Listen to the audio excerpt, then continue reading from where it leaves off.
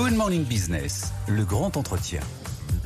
8h19 sur BFM Business et sur AMC Découverte. Notre invité aujourd'hui avec Raphaël Legendre, c'est Emmanuelle Vargon. Bonjour. Bonjour Emmanuelle Vargon. Bonjour. Vous êtes la présidente de la commission de régulation de l'énergie, la CRE. On va reparler de cette facture d'électricité devenue une composante très importante des débats sur le pouvoir d'achat. C'est devenu un symbole très fort par le poids qu'elle prend évidemment pour les particuliers et les entreprises. Est-ce qu'il faut qu'on s'attende dans les prochaines années, en dehors de ce qui va se passer en janvier prochain sur la facture précisément qui est en partie politique, à une augmentation sur les prochaines années ? Non, je ne crois pas trop, mais peut-être juste pour redonner un peu de perspective à tout le monde, le prix de l'électricité sur les marchés de gros, il a longtemps été, avant le Covid et la guerre en Ukraine, entre 40 et 50 euros du mégawattheure, c'est-à-dire 4 à 5 centimes du kilowattheure sur le marché de gros.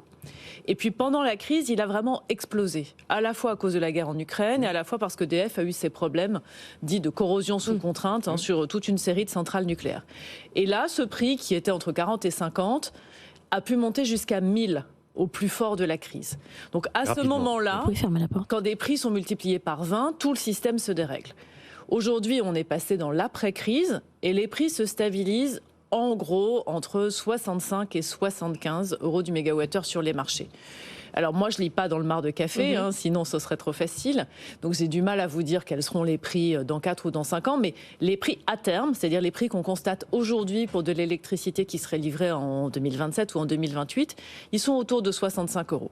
Donc on est plus cher qu'avant crise, mais ça n'a plus rien à voir avec ce qu'on a vécu pendant la crise. Et donc, sauf signe noir, sauf nouvelle catastrophe, les prix devraient rester dans cette zone. Sauf augmentation de la fiscalité, sauf augmentation du tarif d'acheminement de l'électricité aussi. C'est très complexe, la formation du prix de l'électricité. Est-ce qu'il ne faudrait pas un peu remettre tout ça à plat ? Alors, en fait, c'est pas un 4/4, c'est un 3/3. Donc, il y a 3 morceaux dans le prix de l'électricité, tel que chacun de nous le paye sur sa facture à la maison ou pour les entreprises.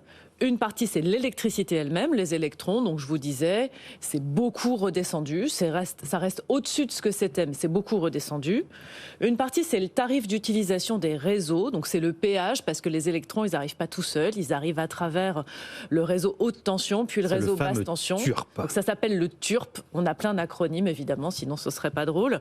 Donc, ce TURP, nous, on l'établit tous les 4 ans. On est en train d'y travailler pour 2025. Et il doit augmenter l'année prochaine, ce TURP. Il va augmenter l'année prochaine. L'ordre de grandeur pour une facture de particulier, c'est 10% de ce tarif qui augmente. Ça ne veut pas dire 10% de la facture. Donc 10% d'un tiers, de la facture devrait augmenter. Et après, il reste les taxes. Et les taxes, évidemment, c'est très significatif. Ça fait en gros un tiers de la facture. Et donc les taxes, il y a à la fois de la TVA et une taxe spéciale qui s'appelle la TICFE. Et cette taxe spéciale, elle a été réduite à 1 euro pendant la crise. Elle était de 32 euros. Elle était de 32 euros du mégawattheure. Donc vous voyez, le prix de l'électricité lui-même, c'est 45, 50, maintenant 65. La taxe était à 32, elle est passée à 1, elle est remontée à 22. Et tout l'enjeu du débat politique actuellement, c'est de savoir si elle remonte à 32 ou si elle remonte plus haut. Et puis, autour de tout ça, il y a tout le financement du parc de demain, le financement des EPR, le financement des énergies renouvelables. Est-ce qu'il y a d'autres solutions que de le faire poser sur la facture d'électricité ? Alors, ce financement-là, il ne passe pas par la facture aujourd'hui. Ce financement-là, le financement des énergies renouvelables, il passe par le budget de l'État. Et le financement des EPR, des nouveaux réacteurs nucléaires, il n'est pas encore décidé. Il est entre l'État et EDF. Mais pour l'instant, ce mécanisme ne passe pas vraiment par la facture. Donc la facture, c'est vraiment l'électricité sur les marchés, le tarif d'utilisation des réseaux et les taxes. Et sur les taxes, on peut quand même se réjouir que finalement, le gouvernement ait dit qu'il ne les remonterait pas trop. Un mot sur le TURP, toujours pour en terminer. Cette augmentation, elle est prévue au mois d'août, 1er août l'année prochaine. Certains évoquent un étalement, peut-être une augmentation dès le mois de février. Donc, est-ce que la hausse de ce tarif d'acheminement de l'électricité va venir obérer la baisse attendue de facture d'électricité le 1er février? Traditionnellement, on calcule le tarif de réseau et on le fait évoluer chaque 1er août. Là, cette année, la CRE, dans ses consultations, a ouvert la possibilité de le faire dès le 1er février, parce que comme il y a une baisse importante du prix de l'électricité dans les tarifs réglementés, il y a une option de se dire, plutôt que de faire un mouvement à la baisse puis un mouvement à la hausse, on lisse tout ça dès février. On n'a pas décidé. L'arbitrage n'est pas fait. L'arbitrage n'est pas fait. On prendra notre décision probablement toute fin décembre ou tout début janvier. Si vous avez un gouvernement. On prendra une décision de toute façon, parce que les tarifs de réseau, c'est sous notre responsabilité, sous notre autorité. Donc on est souverain pour prendre cette décision. Autre arbitrage qui est très attendu, ce sont les négociations avec les gros consommateurs d'électricité, les électro-intensifs. Où est-ce qu'on en est aujourd'hui ? Alors, pour les entreprises, il faut regarder les électro-intensifs et toutes les entreprises en général. Alors, sur les électro-intensifs eux-mêmes, c'est une négociation entre EDF et certains gros intensifs, pas électeurs, électro. Cette négociation, elle est difficile parce que les enjeux sont très importants des deux côtés, pour EDF et pour les entreprises. Il y a quand même un certain nombre de lettres d'intention qui ont été signées. Ça n'est pas du tout sous le contrôle de la Commission de régulation de l'énergie, parce que ce ne sont pas des contrats de fourniture, ce sont des partenariats industriels, donc c'est autre chose. En revanche, pour toutes les entreprises qui nous écoutent, maintenant le marché s'est développé un peu plus avec la fin du mécanisme précédent sur l'électricité nucléaire. Donc on a pas mal de liquidités, de possibilités d'achat sur le marché de l'électricité à terme, pour l'année N+1, N+2, N+3, même N+4. Donc les entreprises qui le souhaitent peuvent aller chez le fournisseur qu'elles souhaitent. Vous dites renégocier ? Ou en tout cas négocier des contrats à 2 ans, 3 ans, 4 ans, qui permettent d'avoir une bonne visibilité. Ce que cherchent les électro-intensifs, bien sûr. Mais pas que les entreprises. Même pour il y a toutes les encore entreprises. des entreprises qui ont des contrats aujourd'hui qui sont beaucoup trop chers. Il en reste presque plus. Il en reste encore quelques-unes. Donc pour celles-là, c'est difficile. C'est les contrats qui ont été signés au plus fort de la crise, fin 2021, en 2022. Et sont des contrats qui, dans certains cas, étaient pas seulement de 1 an, mais 2 ans, voire 3 ans. Donc il en reste un tout petit peu. L'année dernière, ils étaient encore assez bien protégés par ce qu'on appelle l'amortisseur. Donc là, on est vraiment en train d'en sortir. Je reviens à mes histoires d'énergie renouvelable et de développement. On était vendredi dernier avec Raphaël, avec Isabelle Patrier, qui est la patronne France de Total Énergie. Elle nous disait à quel point aujourd'hui on avait reculé dans les délais. On l'écoute et on débriefe juste derrière. Avant la loi d'accélération, on arrivait à transformer plus de 50% des permis qu'on déposait. Aujourd'hui, après la loi d'accélération, qui en fait est une loi de décélération, on est à 19% à peu près.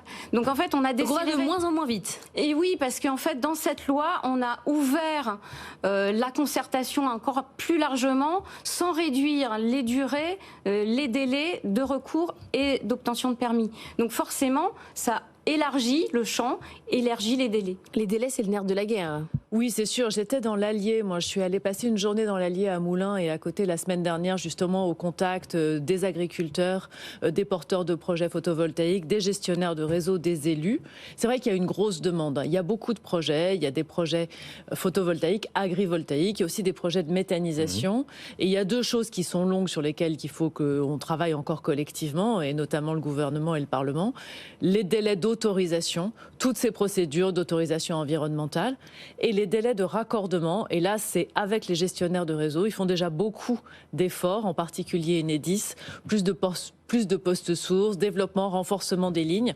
Mais c'est vrai qu'il faut que les lignes soient en capacité d'accueillir cette électricité renouvelable. Il y a le problème de l'encadrement administratif, il y a le problème du financement qui se pose aussi à moyen et à long terme pour le pays, sur les énergies renouvelables, sur le nucléaire aussi. Est-ce que l'État a les moyens de financer ses propres ambitions, ou est-ce que cela va passer par une hausse de la facture des consommateurs? Alors, l'État investit pour l'instant, puisque dans le budget de l'État, il y a presque 9 milliards d'euros chaque année de soutien à ce qu'on appelle les zones non interconnectées, c'est-à-dire la solidarité avec la Corse, les Outre-mer, pour que tout le monde paye le même prix de l'électricité, et le soutien aux énergies renouvelables.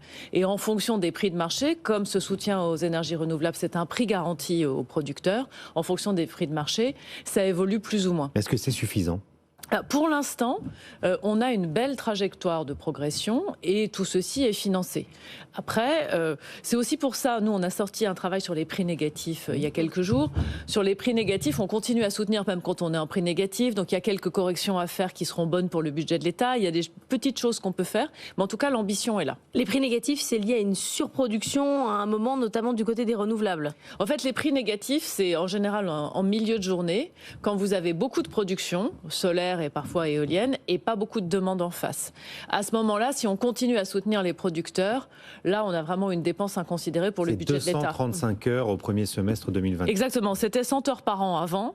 Et là, on est à 235 au premier semestre 2024, donc peut-être 500 cette année. Bon, sur 8760 heures. Hein, oui, donc, c'est 80 et vous dites millions, il faut arrêter, en fait. C'est supportable. Non, ce qu'on dit, c'est qu'il y a des changements à faire dans les mécanismes de soutien pour pas payer pour que des entreprises vendent à prix négatif. Dernière question, vous allez revoir les tarifs heures creuses, tarifs heures pleines. Qu'est-ce qui va changer? En fait, on revoit deux choses. On revoit quand on met les heures creuses et les heures pleines dans la journée. On voudrait mettre des heures creuses l'après-midi, notamment l'été, pour qu'on ait tous des heures creuses, grosso modo, entre 13h et 17h. Et après, on va faire en sorte que les heures creuses soient suffisamment incitatives en tarif par rapport aux heures pleines pour que, à partir de 25-30% de votre consommation en heures creuses, vous y gagniez et qu'il y ait un écart important entre les deux prix. Comme ça, vous êtes vraiment incité, quand vous pouvez, à moduler un peu votre consommation. Merci beaucoup, Emmanuel Vargon, d'être venu Vargon ce matin dans la matinale de l'économie.